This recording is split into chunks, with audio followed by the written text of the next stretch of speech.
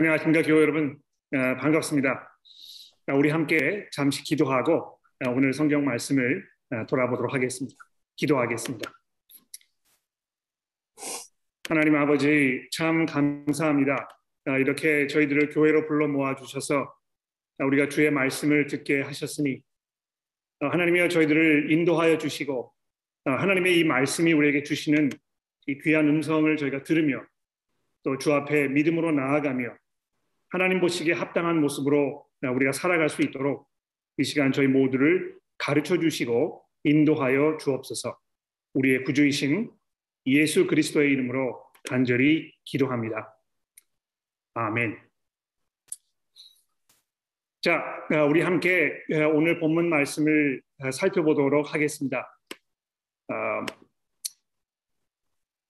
오늘 아침에 우리가 이 구약 성경 출애굽기서 24장의 말씀을 살펴보았습니다. 하나님께서 이스라엘 백성들을 애굽에서 구원하신 후에 그들을 시내산으로 불러서 다 불러 모으신 것입니다. 그리고 거기에서 이스라엘에게 이 율법을 주시면서 그들과 계약을 맺으시고 그들의 하나님이 되시겠다고 또 이스라엘을 자기의 백성으로 삼으시겠다고 이렇게 약속을 하셨습니다. 24장을 보시면 이 계약을 맺으면 이제 그것을 공식화하기 위해서 이 계약서에 서명을 하듯이 하나님과 이스라엘이 이 서명식 같은 것을 하는 이런 장면이 지금 우리에게 설명이 되고 있습니다. 그 장면을 이 본문 7절 말씀에 보면 이런 식으로 설명을 하고 있습니다. 이 언약서를 가져다가 백성에게 낭독하여 듣게 하니 그들이 이르되 여호와의 모든 말씀을 우리가 준행하리이다. 모세가 그 피를 가지고 백성에게 뿌리며 이르되 이는 여호와께서 이 모든 말씀에 대하여 너희와 세우신 언약의 피니 모세와 아론과 나답과 아비후와 이스라엘 장로 70인이 올라가서 이스라엘의 하나님을 보니 그 발 아래는 청옥을 편듯하고 하늘같이 청명하더라. 하나님이 이스라엘 자손들의 존귀한 자들에게 손을 대지 아니하셨고 그들은 하나님을 뵙고 먹고 마셨더라. 자, 여기 주목할 것은요, 이 모세와 이스라엘을 대표하는 70명의 장로들이 시내산에 올라가서 하나님을 뵙고 그 자리에서 이 만찬을 마련하였다고 또 거기서 함께 먹고 마셨다고 한 이 부분입니다. 마치 하나님께서 그 식탁에 이스라엘 장로들과 함께 앉으셔서 그들과 담소하며 함께 식사를 하셨던 것처럼 이렇게 묘사가 되고 있는 것입니다. 물론 하나님께서 실제로 음식을 드셨을 리는 없습니다만 이 장면이 매우 상징적이지 않습니까? 하나님과 사람이 한 자리에 마주 앉아서 식탁 교제를 나눈다고 여러분 한번 상상해 보십시오. 이 누구와 함께 식사를 한다는 것은요, 그 사람과 아주 각별한 관계에 있다는 것을 의미하는 것입니다. 가족 관계라든지 또 친분 관계 혹은 사업 관계와 같이 아주 특별한 관계에 있는 이들과 우리가 식사를 하게 되는 것입니다. 좀 불편한 관계에 있거나 또 생판 모르는 사람과 마주 앉아서 우리가 식사를 하게 되지 않는 것이죠. 이 너무 불편하고 또 부담스럽기 때문에 그런 것입니다. 이 음식을 입에 넣는 그 행위 자체가 그런 거 아닙니까? 친한 사람들 앞에서는 너무 자연스러운 행동입니다만 잘 모르는 사람 앞에서는 이 너무 부담스럽고 신경이 쓰이는 그런 행동일 수 있는 것입니다. 그래서 동서고금을 막론하고 식사를 함께 하는 것은 일종의 어떤 그 친밀함 혹은 상대방과 나 사이의 이 하나됨의 표현이라고 이렇게 말할 수 있을 것입니다. 내가 그 사람을 받아들이고 또 그 사람도 나를 친구로 인정한다는 의미의 이 표현으로 식탁을 함께 나누는 이 일은 참으로 아름답고 귀한 일이 아닐 수 없습니다. 그래서 우리 한국 풍습에 이제 서로 사귀는 남녀가 관계를 발전시켜서 보다 진지하게 만남을 가지려는 그 순간에 어떻게 합니까? 이 상견례하는 자리를 만들어가지고 양가 식구들이 서로 만나서 식사를 하게 되지 않습니까? 그 자리가 매우 종종 부담스럽고 불편한 자리로 인식되기도 합니다만 그 의미 자체는 매우 아름답고 아주 귀한 그런 그 풍습이라고 생각을 합니다. 여러분, 교회에서 주일 모임 후에 우리가 함께 식사를 하는 것도 대단히 중요한 일입니다. 벌써 이제 우리가 그런 자리를 가졌던 때가 언제인지 기억이 나지 않는데요. 아마 주일 모임을 이렇게 대면을 하지 못하면서 마음속에 정말 기다려지고 또 그리운 그런 일들 중에 함께 식사를 하는 일이 아닐까 이렇게 생각을 합니다. 식사를 한다는 것은 단순히 이 줄인 배를 채우는 것 그 이상의 훨씬 중요한 그런 의미를 갖고 있습니다. 무엇입니까? 우리가 복음 안에서 하나이고 또 우리가 한 가족이며 서로를 그리스도의 복음 안에서 내 형제와 자매로 받아들여주며 또 주께서 우리를 교회로 부르셔서 우리가 서로 세워주며 우리가 주 앞에 서는 날까지 서로 사랑하며 섬기게 하셨다는 일종의 이 신앙 고백의 행위인 것입니다. 오늘 본문 말씀도 성도들이 함께 모여서 음식을 나누는 일에 대하여 말씀하고 있습니다. 우리가 매주일 모임 후에 식탁에 둘러앉아서 점심 식사를 나누었듯이 이 고린도 교회도 정기적으로 식탁 교제의 시간을 가졌는데요. 바울 사도가 오늘 본문에서 그 식탁 교제 시간에 벌어졌던 일들에 대해서 무엇을 지적하고 있는지 또 왜 이 문제가 이렇게 중요했는지 이것이 우리에게 어떤 의미로 다가와야 하는지에 대해서 우리 잠시 한번 생각을 해보도록 하겠습니다. 여러분 이 17절 말씀을 보십시오. 내가 명하는 이 일에 너희를 칭찬하지 아니하나니 이는 너희의 모임이 유익되지 못하고 도리어 해로움이라. 여러분 우리 성도들에게는 함께 모이는 것이 정말 중요합니다. 하나님께서는 우리를 부르셨을 때 혼자 신앙생활을 하도록 부르지 아니하시고 교회라는 공동체 안으로 부르셨습니다.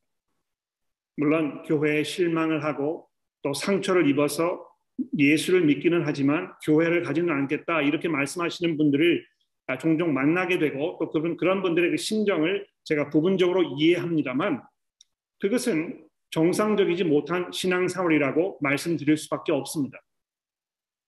죄인들인 우리가 복음으로 인해서 사랑으로 서로를 참아주고 인내하면서 섬기는 것은 예수를 본받아 살아가는 신앙인에게 가장 기본적이고 중대한 일이기 때문에 그런 것입니다. 그래서 우리가 이 말씀과 기도와 찬양을 위해서 또 서로 돌아보면서 격려하기 위해서 모이는 그 일을 게으르지 말아야 한다고 특히 주께서 다시 오시는 그 날이 점점 더 가까워 오는 것을 보면 볼수록 우리가 더 열심히 함께 모이자고 이 히브리서 저자가 9장에서 말씀하고 있지 않습니까? 그러한 자리, 이 기도와 말씀과 찬양, 또 사랑과 격려, 이러한 이 자리는 정말 우리에게 많은 신앙의 유익을 가져다주는 그런 자리입니다. 그런데 바울 사도는요, 이 고린도 교회 성도들이 모여 있을 때 그 모임이 유익을 주기는커녕 해로움을 끼치는 자리가 되었다고 이렇게 심하게 꾸짖고 있습니다. 도대체 무슨 일이 벌어졌길래 바울 사도가 이렇게 혹독하게 지적을 하고 있는 것입니까? 여러분 28절을 보십시오. 먼저 너희가 교회에 모일 때에 너희 중에 분쟁이 있다 함을 듣고 내가 어느 정도 믿거니와 이렇게 되어 있습니다. 이 교회 안에 분쟁이 사라지지 아니하고 계속해서 교인들 간의 관계가 분열되었다는 사실이 이곳저곳에서 그 모습을 드러내고 있었던 것입니다. 근데 여러분 주목할 것은요. 바울이 그런 소식을 듣고 놀랍게 여기거나 당황하지 아니하고 어느 정도 예상하고 있던 것처럼 18절에 말씀합니다. 너희 중에 분쟁이 있다 함을 듣고 어느 정도 믿거니와 이렇게 얘기했는데요. 뭐 그럴 수밖에 없습니다. 그럴 것이라고 이미 예상하고 있었습니다. 이렇게 얘기하는 것입니다. 왜 바울이 그렇게 생각했겠습니까? 19절을 보십시오. 너희 중에 파당이 있어야 너희 중에 옳다고 인정함을 받는 자들이 나타나게 되리라. 잘 들어보십시오. 너희 중에 파당이 있어야 너희 중에 옳다고 인정을 받는 자들이 나타나게 되리라. 때로 교회 안에 이 분열이 생기는 그 이유는요. 이 진실된 믿음을 가지고 있는 이들과 그렇지 못한 이들이 공존하기 있기 때문이라고 사도 바울이 설명하고 있는 것입니다. 분열이 생겼을 때 물론 양쪽이 똑같이 잘못 생각하고 있는 경우도 분명히 있습니다. 그렇지만 이 진실된 믿음을 지키려는 이들이 그렇지 못한 사람들과 맞서서 즉 자기의 이 사적인 주장을 관철시키려고 이렇게 주장하는 사람들과 맞서서 이 교회 안에 분열이 생기는 경우도 있지 않습니까? 그럴 때에 바울이 말씀한 대로 하나님께서 옳다고 인정하는 이들이 누구인지 아주 분명하게 드러내는 경우를 우리가 종종 목격하게 되는데요. 그래서 사도 바울이 이 교회 안에 분열이 생겼을 때에 우선 너무 당황하지 말 것에 대해서 가르쳐주고 있는 것입니다. 그런데 안타까운 것은 이 고린도 교회 안에 일어난 분쟁은 진실된 이들과 그렇지 못한 이들 사이에 일어난 분쟁이라기보다는요, 우리가 이 복음에 합당하지 못하게, 모든 사람들이 복음에 합당하지 못하게 행동하고 있었기 때문에 일어난 이런 분쟁이었습니다. 이미 여러분 그 1장에서 어떤 리더라 또 어떤 목회자가 더 영적으로 우월한가 이 문제를 놓고 의견 충돌이 있었던 상황을 이미 우리가 살펴보았습니다. 그런데 이 고린도 교회 내의 분열은 거기에서 그치지 아니했던 것입니다. 20절부터 무슨 상황이 벌어졌는지 함께 살펴봅시다. 20절입니다. 그런즉 너희가 함께 모여서 주의 만찬을 먹을 수 없으니, 이건 이제 그 새 번역에서 뭐라고 번역을 했느냐 하면, 여러분이 한 자리에 모여서 먹어도 그것은 주님의 만찬을 먹는 것이라고 할 수 없습니다. 이렇게 번역했는데 괜찮은 번역인 것 같아요. 너희가 함께 모여서 주의 만찬을 먹을 수 없으니 이는 먹을 때에 각각 자기의 만찬을 먼저 갖다 먹음으로 어떤 사람들은 시장하고 어떤 사람들은 취함이니라. 너희가 먹고 마실 집이 없느냐? 너희가 하나님의 교회를 업신여기고 빈궁한 자를 부끄럽게 하느냐? 내가 너희에게 무슨 말을 하랴? 너희를 칭찬하랴? 이것으로 칭찬하지 않노라. 자, 우선 여기 20절에 보시는 대로요, 이 고린도 교회가 모일 때마다 정기적으로 주의 만찬을 함께 가졌다 이렇게 되어 있습니다. 이 교회의 오랜 전통에 따라서 이 주의 만찬이라는 표현을 우리가 들으면 자동적으로 성찬식을 생각하지 않습니까? 이게 굉장히 보편화되어 있는 것이죠. 그런데 이 본문을 읽어보시면 주일 모임 시간 중에 예식화된 그 의미로서의 성찬식을 말하는 것이 아니고 성도들이 함께 이 식탁 교제를 나누는 상황을 설명하고 있는 것입니다. 여러분 그 21절에 만찬을 먹으면서 어떤 사람들은 취할 정도로 포식을 하고 또 어떤 사람들은 음식이 없어서 아무것도 먹지 못하는 이런 상황을 설명하는 거 보면 여러분 아마 쉽게 이해가 되실 것입니다. 그래서 이 주의 만찬이라는 표현은 이 성찬식을 말하는 것이라기보다는 이 식탁 교제를 의미하는 것인데요. 이것이 그냥 아는 사람들끼리 모여서 고픈 배를 채우는 어떤 그 생리학적 행위를 말하는 것이 아니고 주께 합당한 또는 이 주께 속한 자들이 함께 나누어야 할 우리 주님을 늘 기억하면서 나누는 이 믿음의 행위로서의 이 식탁 교제를 지금 말하고 있는 것입니다.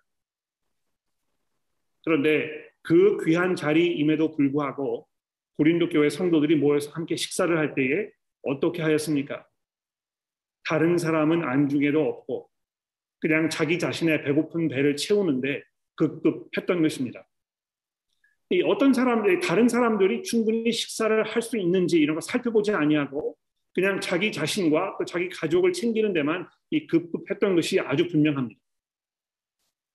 더 안타까운 상황은요. 22절에 설명이 되어 있습니다.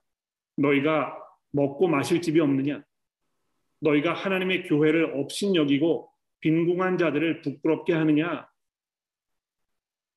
아마 이 경제적 상황이 넉넉지 못한 그런 교우들이 있었던 것 같은데 그들에게는 교회로 모여서 식사하는 자리가 얼마나 더 소중하고 필요했겠습니까? 교회로 모였을 때에 그런 상황에 있는 사람들을 더욱 배려하고 세심하게 보살피는 것이 아주 당연한 일인데도 불구하고 이 고린도 교회 성도들은 그저 자신들의 고픈 배를 채우는 일에만 온 에너지를 쏟아 부었던 것입니다. 그래서 사도 바울이 내가 너희에게 무슨 말을 하랴? 내가 너희를 칭찬하랴? 이것으로 칭찬하지 않겠노라 이렇게 탄식하지 않을 수 없었던 그 마음을 충분히 우리가 헤아릴 수 있지 않겠습니까? 그리고 나서 23절부터 마지막 절까지는요. 바울 사도가 이 그리스도인들이 식탁 교제를 나눌 때에 어떤 모습으로 해야 하는지를 설명해 주고 있는데요. 이 굉장히 중요한 부분이기 때문에 여러분 집중해서 들어주시기를 바랍니다. 근데 23절 이하의 말씀을 우리가 보기 전에 잠시 이 복음서로 우리의 시선을 돌려보도록 해봅시다. 이 복음서를 보게 되면 예수께서 아주 자주 사람들과 만찬을 나누셨던 모습을 우리가 확인해 볼 수 있습니다. 시간이 충분하지 않기 때문에 이 모든 복음서를 우리가 다 살펴볼 수가 없어서 특히 누가복음에 잠시 집중을 해 보려고 합니다. 여러분, 이 누가복음에 보시면 적어도 6번 정도, 아마 그 이상이 될 거라 생각하는데요. 적어도 6번 정도 예수께서 사람들과 만찬을 나누시는 장면을 지금 소개하고 있습니다. 이 누가라는 사람이요, 예수께서 이 식사하시는 일에 대해서 굉장히 많은 그런 관심을 가지고 있었던 것입니다. 아마 그 사람이 의사였기 때문에 그렇지 않을까 이렇게 짐작을 해보는데, 한 가지 예를 들어보도록 하겠습니다. 성경 가지고 계시니까 여러분 누가복음 5장의 말씀을 저랑 한번 살펴보시겠습니까? 누가복음 5장 27절의 말씀을 제가 한번 봉독해 드리도록 하겠습니다. 누가복음 5장 27절입니다. 자, 여기 보시면 이렇게 되어 있습니다. 그 후에 예수께서 나가사 레위라 하는 세리가 세관에 앉아 있는 것을 보시고 나를 따르라 하시니 그가 모든 것을 버리고 일어나 따르니라. 레위가 예수를 위하여 자기 집에서 큰 잔치를 하니 세리와 다른 사람들이 많이 함께 앉아 있는지라. 바리새인들과 그들의 서기관들이 그 제자들을 비방하여 이르되 너희가 어찌하여 세리와 죄인과 함께 먹고 마시느냐? 예수께서 대답하여 이르시되 건강한 자에게는 의사가 쓸데없고 병든 자에게야 쓸데가 있나니 내가 의인을 부르러 온 것이 아니요 죄인을 불러 회개시키러 왔노라. 이렇게 되어 있습니다. 여러분, 여기 보시면 예수께서 누구의 집에 초대를 받아 가셨을 때에 그냥 음식이 탐나셔서 시장하셔서 또는 그 사람 사는 모습이 궁금해서 그냥 가신 것이 아니고 그 집 주인에게 또 자기를 초대하신 분에게 복음을 선포하시고 그를 용서와 회개, 거듭남과 결단의 자리로 부르시기 위해서 가셨던 것임을 우리가 알 수 있습니다. 그래서 예수께서 특별히 이 세리와 같은 자들과 함께 식사하시기를 즐겨 하셨던 것입니다. 레위라고 하는 이 세리에게 천국의 복음을 설명하시고 그 자리에 있던 모든 사람들에게 이 죄인이 회개하였을 때에 하나님의 부르심 안에 들어가서 새로운 삶을 시작할 수 있는 기회가 주어진 것에 대해서 예수께서 몸소 실천으로 보여주고 계시는 것입니다. 한 군데만 더 볼까요? 누가복음 7장입니다. 2장을 넘기셔서 7장 36절로 가보시면 이게 좀 긴 그런 부분이긴 합니다만 굉장히 아름다운 장면이 여기 소개되고 있기 때문에 조금 다 읽어보도록 하겠습니다. 36절부터 50절까지를 제가 읽어드리도록 하겠습니다. 한 바리새인이 예수께 자기와 함께 잡수시기를 청하니 이에 바리새인의 집에 들어가서 앉으셨을 때에 그 동네에 죄를 지은 한 여자가 있어 예수께서 바리새인의 집에 앉아 계심을 알고 향유 담은 옥합을 가지고 와서 예수의 뒤로 그 발 곁에 서서 울며 눈물로 그 발을 적시고 자기 머리털로 닦고 그 발에 입을 맞추고 향유를 부으니 예수를 청한 바리새인이 그것을 보고 마음에 이르되 이 사람이 만일 선지자라면 자기를 만지는 이 여자가 누구며 어떠한 자인지 곧 죄인인 줄을 알았으리라 하거늘 예수께서 대답하여 이르시되 시몬아 내가 내게 이를 말이 있다 하시니 그가 이르되 선생님 말씀하소서.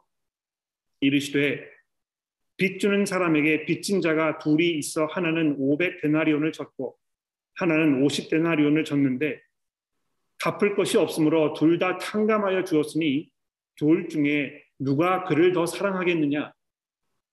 시몬이 대답하여 이르되 내 생각에는 많이 탕감받은 사람 자니이다. 이르시되 내 판단이 옳도다 하시고 여자를 돌아보시며 시몬에게 이르시되 이 여자를 보느냐? 내가 내 집에 들어갔을 때에 너는 내게 발 씻을 물도 주지 아니하였으되 이 여자는 눈물로 내 발을 적시고 그 머리털로 닦았으며 너는 내게 입 맞추지 아니하였으되 그는 내가 들어올 때부터 내 발에 입 맞추기를 그치지 아니하였으며 너는 내 머리에 감람류도 붙지 아니하였으되 그는 향유를 내 발에 부었느니라. 이러므로 내가 내게 말하노니 그의 많은 죄가 사하여졌도다. 이는 그의 사랑함이 많음이라. 사함을 받은 일이 적은 자는 적게 사랑하느니라. 이에 여자에게 이르시되 내 죄 사함을 받았느니라 하시니 함께 앉아 있는 자들이 속으로 말하되 이가 누구이기에 죄도 사하는가 하더라. 예수께서 여자에게 이르시되 내 믿음이 너를 구원하였으니 평안히 가라 하시니라.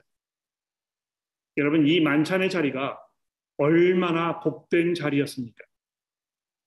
참된 회개가 있고 그 회개에서 우러나는 진정한 믿음의 고백이 있고 그것을 보신 예수께서 용서를 베푸시고 이 여자가 거듭난 하나님의 백성임을 확인하게 되는 이런 은혜가 흘러 넘치는 아주 감동적인 이런 장면 아닙니까? 예수께서 늘 이런 식으로 사람들과 식사를 하신 것입니다. 여러분, 성경이 천국에 대하여 설명을 하면서 만찬의 자리로 설명하고 있는 것이 결코 우연이 아닙니다. 천국에서 우리 주님과 마주 앉아 식사를 하고 그분의 입에서 이 강같이 흘러넘치는 그 은혜의 말씀을 들으며 그분과 교제하는 그 장면을 여러분 상상해 보십시오. 우리가 이 세상을 작별하고 주님과 만나는 일이 오히려 우리에게 더 큰 축복이 아니겠습니까? 누가복음에 수록된 이 많은 만찬의 자리 중에서 아마 더욱 특별했던 만찬은 예수께서 잡히시던 밤에 제자들과 나눈 이 유월절 만찬이었습니다. 이 모든 만찬의 자리가 그랬던 것처럼 이 자리도 역시 예수께서 복음을 증거하시고 또 함께 자리했던 이들에게 이 하나님의 은혜와 사랑을 선언하시는 그러한 자리였는데요. 이 자리가 그 다른 모든 만찬의 자리보다 더 의미가 있었던 자리였던 그 이유는 그 자리에서 전보다 더 분명하게 이 복음을 증거하셨기 때문입니다. 여러분, 그 23절 말씀에 보면, 오늘 본문 23절 말씀에 보면 이 바울 사도가요, 누가복음 22장 이 19장의 말씀을 지금 인용하고 있습니다. 오늘 본문 말씀 23절을 보십시오. 내가 너희에게 전한 것은 주께 받은 것이니 곧 주 예수께서 잡히시던 밤에 떡을 가지사 축사하고 떼어 이르시되 이것은 너희를 위하는 내 몸이니 이것을 행하여 나를 기념하라 하시고 또 식후에 또한 그와 같이 잔을 가지시고 이르시되 이 잔은 내 피로 세운 새 언약이니 이것을 행하여 마실 때마다 나를 기념하라 하셨으니 너희가 이 떡을 먹으며 이 잔을 마실 때마다 주의 죽으심을 그의 오실 때까지 전하는 것이니라. 이렇게 되어 있습니다. 전통적으로 우리가 이제 이 말씀을 바탕으로 예수께서 교회에 이 성찬식을 제정해 주셨다고 이렇게 이제 우리가 믿고 있습니다. 특히 이것을 행하여 나를 기념하라 이렇게 그 말씀하신 그 부분 때문에 이제 아마 그렇게 믿는 것 같아요. 그래서 성찬식이 교회에서 가장 성스러운 그 일로 이렇게 인식이 되어 있는 것입니다. 예수께서 직접 명령을 하셨기 때문에 우리가 이 성찬식을 통하여 이 예수의 죽으심을 기억하는 것이다. 이제 이렇게 우리가 이해하고 있는 것입니다.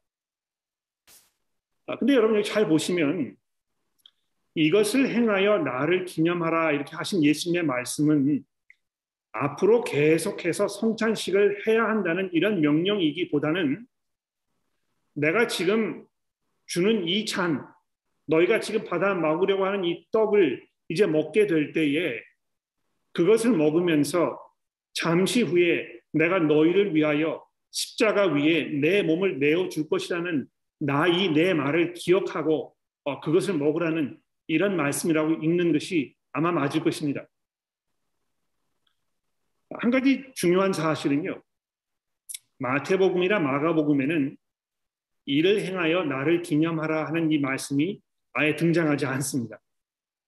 또 요한복음을 보시면 이 유월절 만찬 자리를 설명하면서 예수께서 허리를 두르시고 제자들의 발을 씻기셨다는 기록은 있는데요. 이 떡과 잔을 제자들에게 주시면서 나를 기념하라 이렇게 하셨던 이 장면이 포함시키고 있지 않는 것입니다. 결론적으로 말씀을 드려서 바울 사도가 누가복음의 말씀을 인용하면서 고린도 교회 성도들이 나눈 이 식탁 교제의 잘못된 모습을 지적하려고 했던 그 이유는 이 26절 말씀에 아주 잘 표현이 되어 있습니다. 너희가 이 떡을 먹으며 이 잔을 마실 때마다 주의 죽으심을 그의 오실 때까지 전하는 것이니라. 즉 여러분, 우리가 함께 모여서 음식을 나눌 때마다 예수께서 세리와 죄인들과 함께 식탁을 나누시면서 그렇게 하셨듯이, 그리고 특별히 이 마지막 6월절 만찬 자리에서 제자들에게 그렇게 하셨듯이 주께서 우리를 위해 죽으셨다는 사실을 마음속에 깊이 간직하고 그 간직된 믿음의 이 고백이 서로를 대하는 데 있어서 사랑과 용서로 배려와 관용의 모습으로 나타나야 할 것에 대해서 지금 사도 바울이 강조하고 있는 것입니다. 예수께서 죄인들을 받으셨듯이 우리가 서로를 받아주고 화합하며 주께서 우리를 사랑하셔서 자기의 몸을 아낌없이 십자가 위에 내어주셨듯이 우리가 팔을 활짝 열어서 서로를 받아주는 것이야말로 주께서 오실 때까지 주의 죽으심을 전하는 이런 모습인 것입니다. 마지막으로 27절 이하에 이 합당하지 않게 먹고 마시는 자들에 대해서 우리가 잠시 살펴본 후에 정리를 해보도록 하겠습니다. 27절입니다. 그러므로 누구든지 주의 떡이나 잔을 합당하지 않게 먹고 마시는 자는 주의 몸과 피에 대하여 죄를 짓는 것입니다. 사람이 자기를 살피고 그 후에야 이 떡을 먹고 이 잔을 마실지니 주의 몸을 분별하지 못하고 먹고 마시는 자는 자기의 죄를 먹고 마시는 것이니라. 여러분, 여기 29절에 주의 몸을 분별하지 못하고 먹고 마시는 사람은, 즉 교회에 대한 배려 없이 이 형제 자매들에 대한 깊은 사랑과 염려의 마음 없이 오직 자기 자신만을 생각하면서 행동하는 것을 말하는 것입니다. 그들은 곧 자기의 죄를 먹고 마시는 것이라고 지금 사도 바울이 말씀하고 있는데요. 우리가 이 말씀을 듣고 정말 심각하게 받아들이고 우리를 이 겸허한 마음으로 돌아보아야 할 것입니다. 내가 정말 내 자신의 어떤 그 필요나 이런 거를 채우는데 급급하지 아니하고 정말 주위를 돌아보면서 내가 섬겨야 할 사람이 없는지, 내가 돌아보아야 할 사람이 없는지, 내가 배려해야 할 사람이 없는지, 내가 나를 좀 힘들게 하는 사람이 있을 때에 내가 그 사람을 어떻게 섬길 것인지 이런 것을 깊이 고민하고 하나님께 기도하고 이것을 매달리면서 어렵더라도 관계를 개선하기 위해서 수고하고 노력하는 이런 모습이 있는 상황 속에서 우리가 함께 모여 식사하며 식탁 교제를 나누는 것이야말로 주의 죽으심을 그분이 오실 때까지 증거하는 이런 믿음의 행위라는 것입니다. 교회 안에 누구를 따돌리거나 용서하지 못하고 계속 미워하거나 업신여기거나 한다면, 그리고 특히 함께 식사를 하는 자리에서 어떤 사람과 함께 앉는 것을 거부한다면 그것은 이 주의 만찬을 나누는 것이 아니고 자기 자신의 죄를 먹고 마시는 것이라고 사도 바울이 경고하고 있는 것을 정말 심각하게 들어보십시오. 바울 사도는요, 고린도 교회가 이런 식으로 서로를 대하고 있었기 때문에 하나님께서 그것에 대하여 벌하셔서 그들 중에 병든 자들이 있고 어떤 이들은 심지어 죽었다고 30절에 경고하고 있습니다. 그만큼 교회를 업신여기고, 즉 성도들을 존중하지 아니하고 사랑하지 않으면서 섬기지 않으려고 하는 것은 이 하나님 보시기에 아주 심각한 이런 죄였던 것입니다. 그래서 사도 바울이 33절에 이렇게 권면하고 있지 않습니까? 그런즉 내 형제들아, 먹으러 모일 때에 서로 기다리라. 누구든지 시장하거든 집에서 미리 먹고 그리고 교회에 오라고 이렇게 얘기합니다.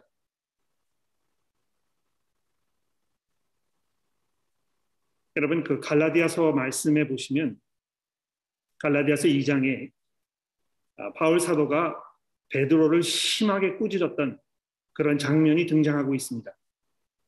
여러분 갈라디아서의 말씀을 잠시 살펴보시겠습니까? 갈라디아서 2장 12절 말씀입니다. 여기 보시면 바울 사도가 이렇게 그때의 그 기억을 회상하고 있습니다.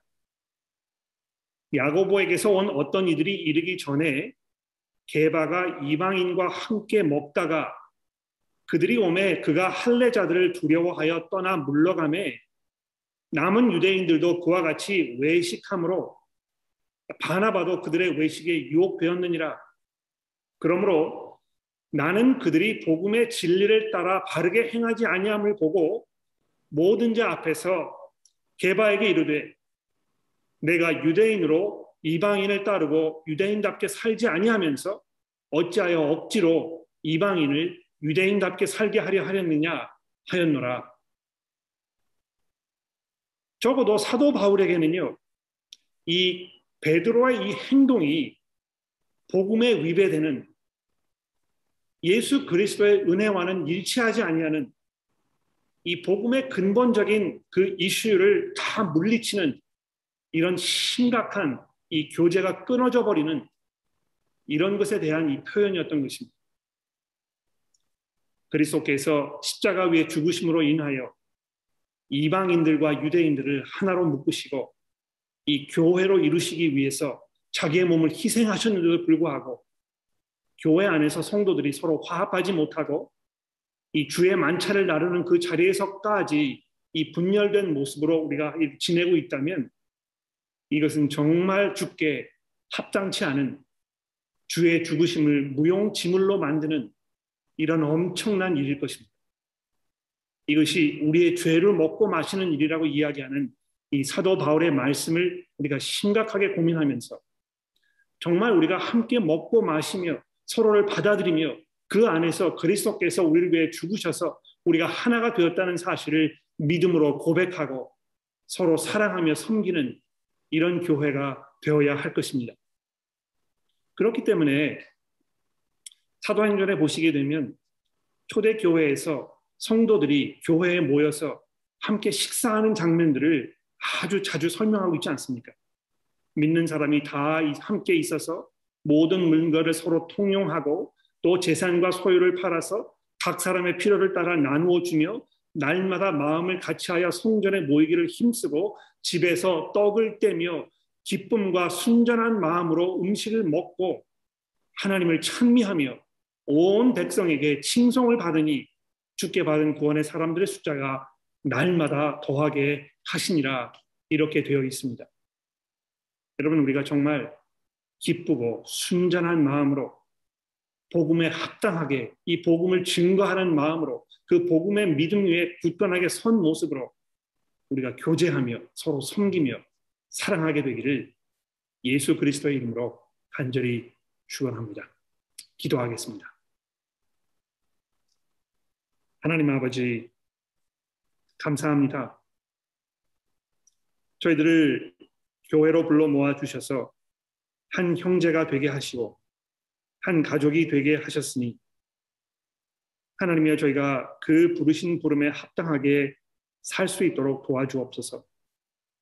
주께서 죽으심을 통하여 우리의 죄를 사하시고 우리로 하여금 서로 화평하게 하셨으니 하나님 하나로 묶는 그 줄로 우리를 화평하게 하시며 서로 사랑하게 하여 주옵소서.